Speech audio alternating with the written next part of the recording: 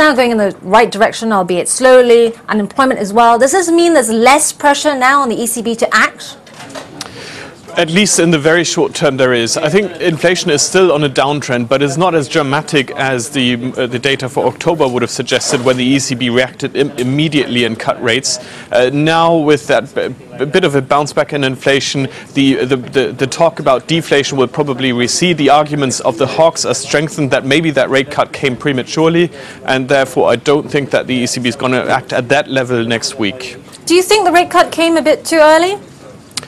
No, I think the downtrend is there, and the ECB seized on the opportunity, if you like, to do more to support the economy. There's clearly no inflationary risk, so cutting rates was the right move. However, had the data that we know today come out a month earlier, they probably wouldn't have, because the hawks would have had a much stronger position, the Germans and the Austrians.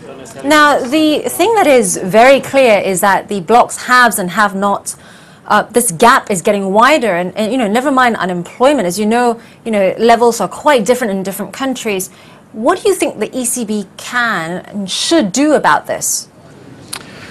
Well, the ECB's target is to keep Eurozone inflation as a whole around 2% or just below 2%, in fact. And that's very important because countries need to, over time, adjust, for instance, their wages and broader economic costs. Therefore, inflation rates have to diverge every once in a while. In fact, the divergence we see at the moment is actually positive because it shows that the labor markets in the Greece's, Spain's, and so on of the Eurozone are adjusting.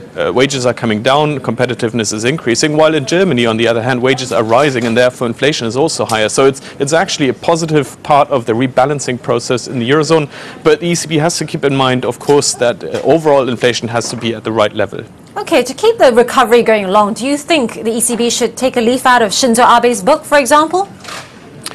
Well, the ECB will be discussing all sorts of other options to support the recovery. Clearly, the recovery is picking up a bit of pace if you look at the confidence data yesterday, but it does that despite an ongoing credit crunch in some of the peripheral countries. So, for instance, in Italy, we see some signs of that. Now, the asset quality review is coming. The ECB could do more in terms of liquidity provision at some stage, so LTROs are an option, but I don't think that any of these things will really come at this coming meeting next week.